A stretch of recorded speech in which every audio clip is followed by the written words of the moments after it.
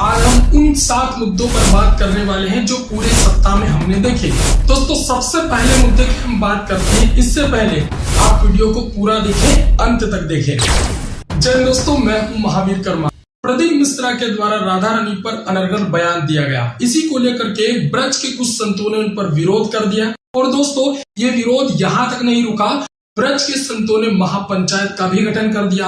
उस महापंचायत में यह निर्णय दिया गया कि अगर प्रदीप मिश्रा ने माफी नहीं मांगी तो उनके लिए विरोध किया जाएगा। दोस्तों वहीं पर शनिवार के दिन प्रदीप मिश्रा ने बरसाना के लाडली जो मंदिर में जाकर के नाक रगड़ के राधा रानी से क्षमा मांग ली। इस तरह यह मुद्दा भी हो गया समाप्त। नरेंद्र मोदी के तीसरे कार्यकाल में संसदों की शपथ हो रही थी। जय फलस्तीन। असदुद्दीन ओवैसी के द्वारा जय फिलिस्तीन का नारा लगाया गया। दोस्तों हमारे देश की संसद में किसी और देश का नारा लगाया जाना ये सही बात है?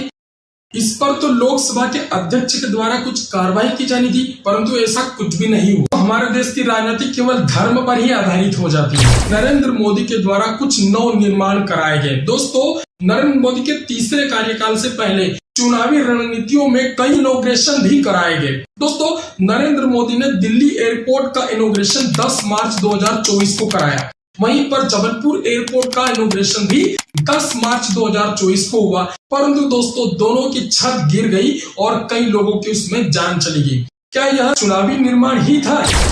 यहाँ तक बात सीमित नहीं रही। दोस्तों हमारे देश के सबसे बड़े मंदिर राम मंदिर का निर्माण 22 जनवरी 2024 को किया गया। रामलला का मंदिर इतना भव्य बनाया गया कि दोस्तों उसको देख करके हमारी आंखें चौंधिया जाती है। परंतु दोस्तों सबसे बड़ी बात तो यह है कि एक बरसात में ही राम मंदिर की छत गलने लगी। वहां के पुजारियों ने ऑफिशियल आकर के इस बात का जिक्र किया है। अगले मुद्दे की बात करते हैं प्री मेडिकल नीट एग्जाम की। दोस्तों हमारे देश में फेयर एग्जाम कब होगा? क्योंकि हमेशा फर्जीवाड़ा ही देखने को मिलता है। ये किसी एक बच्चे के नहीं, देश के सभी बच्चों की बातें हैं। दोस्तों सभी स्टूडेंट चाहते हैं कि फेयर एग्जाम्स हो, परंतु कभी पेपर लीक होता है, कभी खराब एग्जाम कंडक्ट कराई जाती है। फिर जब मामला सामने आता है तो कोर्ट हमसे सबूत मांगता है और दोस्तों विद्यार्थी सबूत कहां से ढूंढ कर लेकर के आएगा? ये चाहे व्यापम हो या नीट हो, हमेशा भ्रष्टाचार ही देश में मिलता है। यहाँ तक भी हमारे देश के निवासी चुप नहीं रहे। दोस्तों इंडिया का नाम भारत करने पर तुले हैं।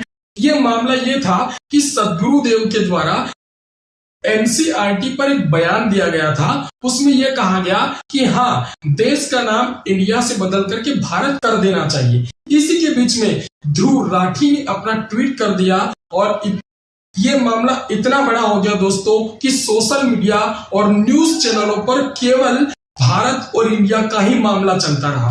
वास्तव में भारत को किसी भी नाम से बुला लो, भारत के तो कई नाम हैं। भारत को भारत कह दो, हिंदुस्तान कह दो, इंडिया कह दो या फिर जम्बू द्वीप कह दो, ये हमारा भारत है। अगले मुद्दे की बात करते हैं दोस्तों दिल्ली की राजनीति में जल संकट। दोस्तों दिल्ली आज वर्तमान में जल संकट से जूझ रही है। वहां के लोगों को यह दिलासा दिया गया था कि दिल्ली को फ्री पानी दिया जाएगा, परंतु दोस्तों दिल्ली पानी से जूझ रही है। टैंकर माफियाओं की निकल पड़ी है और दोस्तों उन्हें पता है कि यहाँ पर जल संकट है, इसलिए बड़े ही महंगे महंगे दाम पर टैंकरों को बेचा जा रहा है।